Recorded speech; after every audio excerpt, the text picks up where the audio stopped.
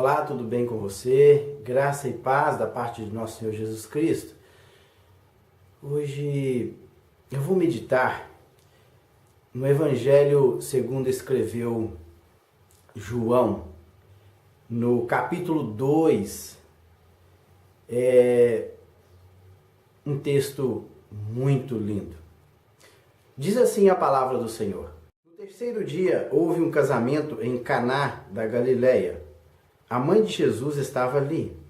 Jesus e seus discípulos também haviam sido convidados para o casamento.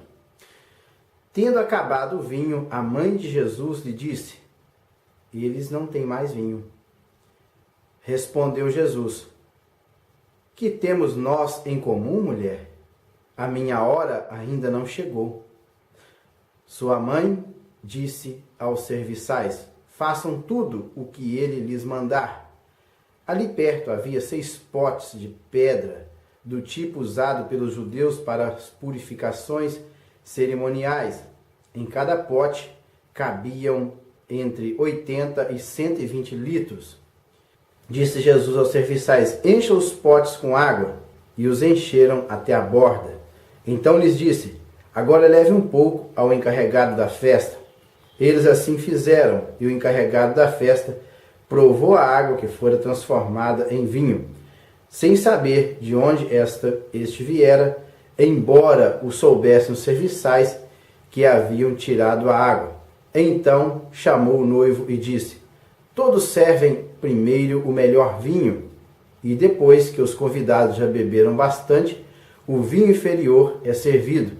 Mas você guardou o melhor até agora." Este sinal milagroso em Caná da Galileia foi o primeiro que Jesus realizou. Revelou assim a sua glória e os seus discípulos creram nele. Este foi, portanto, o primeiro milagre que Jesus realizou. Ele chamou Natanael e 3 dias depois ele chega à região ali da Galileia e ele é convidado para um casamento. Este casamento também tinha outros convidados.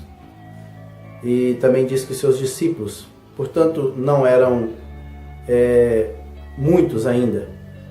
Eu creio que uns 6 discípulos. Se você ler Mateus capítulo 4, se você ler o capítulo 1 aqui do Evangelho segundo escreveu João, você chegará à conclusão que Jesus deveria ter aproximadamente 6 discípulos. Talvez seria André primeiro, João, Pedro, Tiago, Filipe e o último que ele chamou aqui, Natanael. Talvez aí 5 ou 6 discípulos que estariam ali com Jesus. E impressionante que as festas de casamento naquela época de Jesus, elas duravam vários dias. 7 dias aproximadamente ali de muita festa. E o fato é que talvez o número de convidados excedeu o cálculo daquele homem. E no final, aproximando o final da festa, creio que faltou o vinho. Geralmente os casamentos, eles tinham muita comida, muita bebida.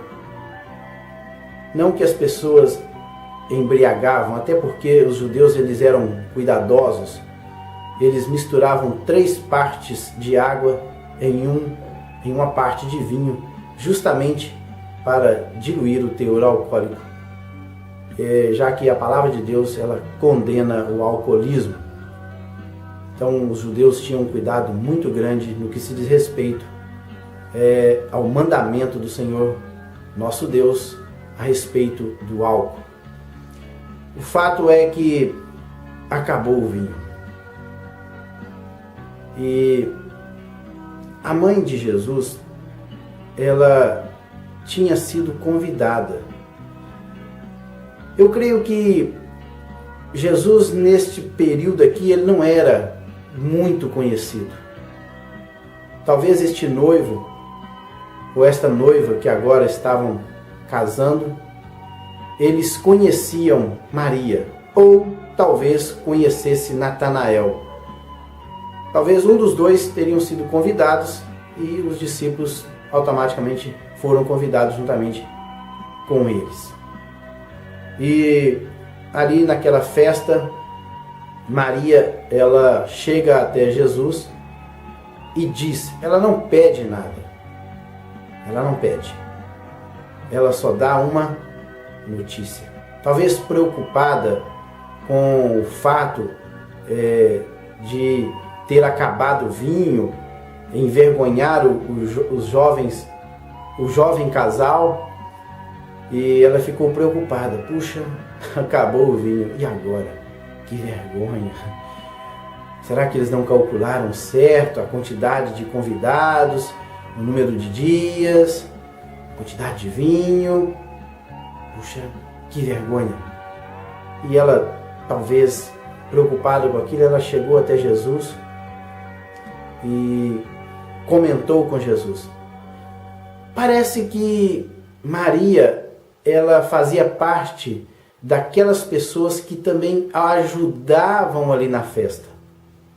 Até porque eu creio que os primeiros a ficarem sabendo com relação ao que estava acabando numa festa eram os serviçais, aqueles que estavam ajudando ali.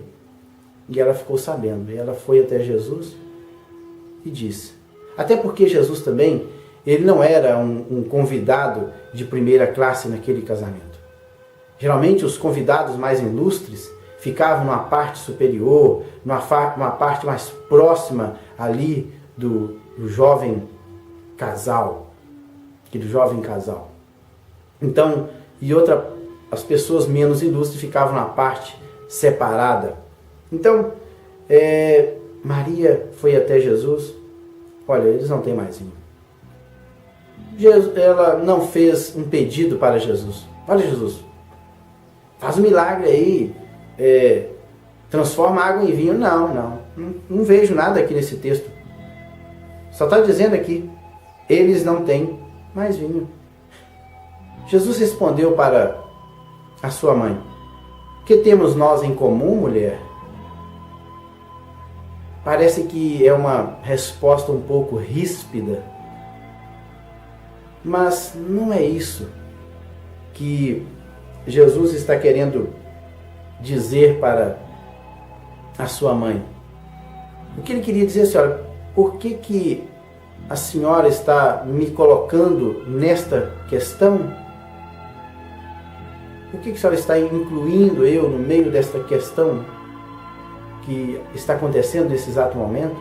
Outro detalhe é o seguinte, que mulher, aqui está escrito que, final aqui, que temos nós em comum? Mulher. O termo mulher era um termo de grande respeito naquela época. O mesmo respeito que o termo senhora é usado nos dias atuais. Porque muitas vezes nós criticamos, mas nós não sabemos o contexto, nós não sabemos o tratamento daquela época. Mulher era um tratamento de muito respeito, igual ao termo senhora nos dias atuais. E na hora daquela resposta, ela diz para os serviçais, façam tudo o que ele lhes mandar. E naquele momento Jesus, ele entra em ação. Não porque a sua mãe deu aquela notícia, não. Ele entrou em ação para mostrar para os convidados da festa que ele era o Messias, que agora estaria ali para fazer milagres? Também não. Porque somente os serviçais e os seus discípulos, 5 ou 6, é que ficaram sabendo do milagre realizado. Os demais, pelo texto sagrado, os demais não ficaram sabendo daquilo que tinha sido feito naquele momento. aqueles serviçais pegaram ali 6 potes de pedra, daqueles tipo usado para colocar água para a purificação dos judeus. E Jesus deu ordem àqueles serviçais que eles enchessem ele de água. E aqueles potes de pedra cabia aproximadamente 80 a 120 litros de água. Vamos pegar por 80 litros de água. Então 6 potes com 80 litros de água daria aproximadamente 480 litros de água no total daqueles 6 potes. E quando ele estava cheio até a borda, Jesus deu ordem àquele serviçal que pegasse um pouco daquela água que estava naquele pote e levassem até o encarregado da festa, ou mestre-sala. Minha tradução diz que é encarregado da festa. Outras traduções informam que era o mestre-sala. Deve ter um mestre-sala ou encarregado da festa. Aquele que estava coordenando a festa. Diz aqui que o encarregado da festa provou a água que fora transformada em vinho, sem saber de onde este viera. Ele não sabia que Jesus tinha feito o milagre da transformação.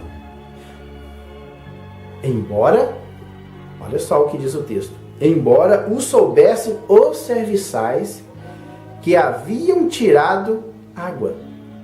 Eles tinham tirado água do pote, mas quando eles ofereceram ao mestre-sala, ou encarregado da cerimônia de casamento, aquela água já havia sido transformada em vinho.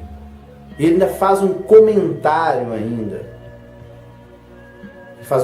que todos servem primeiro o melhor vinho. Todo homem que faz uma festa, que dá uma festa de casamento, primeiro ele oferece o melhor. No final da festa, portanto, ele oferece o vinho inferior. E ele falou assim, olha, esse aqui fez o contrário.